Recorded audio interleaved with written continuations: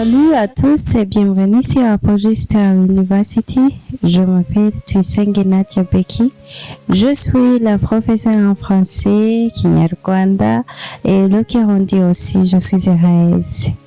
Mbahaye ikaze kuri Apogee Star University. Nitwa Tuyisenge Nadia Beki. Ndi umwigisha w'igifaransa nkabasobanurira mu rurimi rw'ikinyarwanda mbese no mu kirundi. Ndishimye cyane. Je voudrais prendre un moment pour vous remercier pour la première leçon et la deuxième leçon m'ont vraiment encouragé.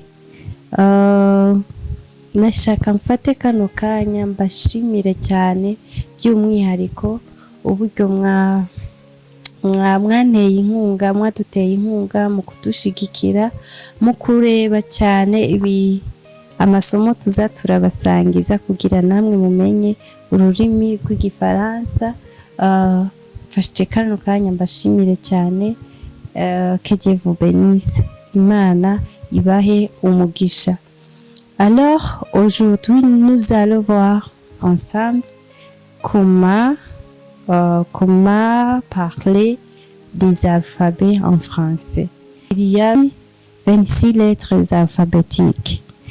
Et bon, uyu munsi dushaka kurabira hamwe inyuguti zivuga bakoresha mu gifaransa. Inyuguti n'indome ku Barundi ingene bazisoma mu gifaransa. Les alphabets en français sont A, B, C, D, E, F, G, H, I, J, K, L, M, N, O, P, Q, R, S, T, I, V, W, X, Y, Z. Voilà les alphabets en français. Il y a 26 lettres alphabétiques. Dufite inyuguti 26 mu rurimi dukoresha mu rurimi rw'igifaransa nizo twitwa alphabet mu rurimi rw'igifaransa. L'alphabet en fait c'est la suite de toutes les lettres qu'on utilise dans toutes les langues. Par exemple en Kinyarwanda, en Kirundi, ainsi de suite. Nari kuvuga ko izi nyuguti za alphabet tuzikoresha mu ndimi zitandukanye. Urugero turakoresha mu kuvuga turakoresha ama alphabet do A kugeza kuri Z. Urugero mu Kinyarwanda aya majambo turi kuvuga harimwo izo nyuguti za alphabet. Mu Kinyarwanda, mu Kirundi ndetse no mu zindi ndimi dukoresha twisunze izi nyuguti za izina babwiye do A jusqu'à Z ukagenda uzifatanya n'izindi. Ces lettres servent à écrire les mots à son nom et à son son. Nari kuvuga ko izo nyuguti zigira amazina n'amajwi yazo. Nibyo nshatse kuvuga mu Kinyarwanda. Je vais écrire toutes les lettres sur le tableau et leur prononciation et je vais vous donner un exemple pour chacun. Il y a 26 lettres alphabétiques. Nari kuvuga ko ndangoma ndabandikire izi nyuguti zose ndabereke n'ingene bazisoma mu buryo bwizewe. kandi ndabaha n'urugero kuri buri nyuguti. A,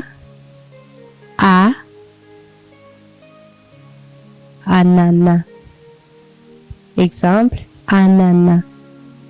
B, béquille. Ça c'est exemple, béquille. C, ce exemple, cellule. D, exemple, des bancs. Et, exemple, école. Ok. F, exemple, Fabrice. G, exemple, girafe. H, exemple, haricot.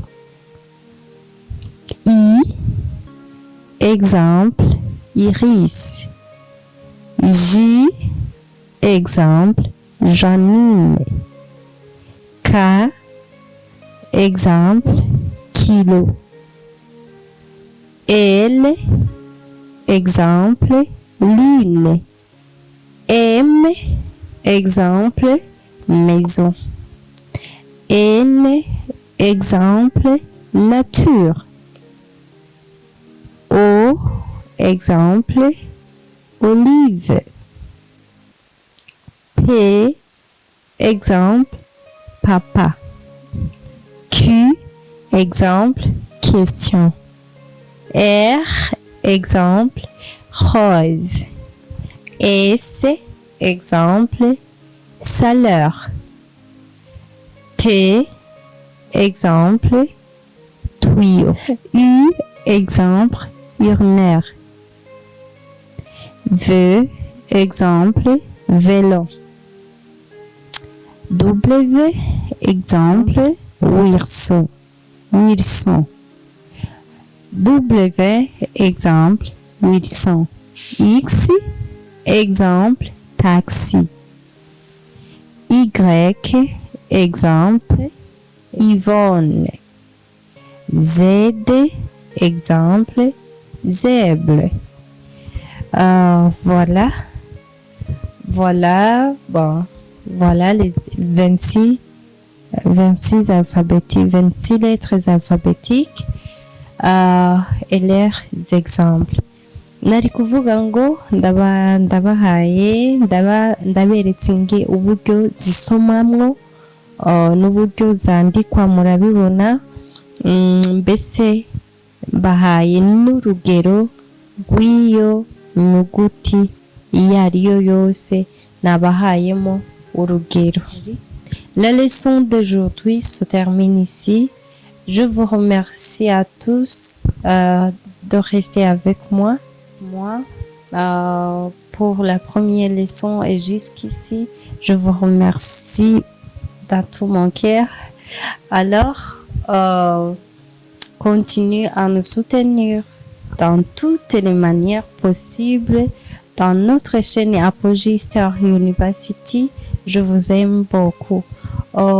Nari kuvuga ko ndabashimiye by'umwihariko mwebwe mukomeza kubana natwe mukadutera inkunga ndetse no kuraba ibintu tubasha kubashikanira kugira ngo mumenye igifaransa neza. Harimo ubwitange bwinshi cyane, ni nayo mpamvu tubasaba kudushigikira no kuturabira ibi bintu byose kugira ngo namwe mumenye igifaransa neza cyane. Ndabakunda cyane, ndabashimiye by'umwihariko mukomeze kudutera inkunga mu buryo bwose buboneka. Turabakunda cyane rwose. Au revoir.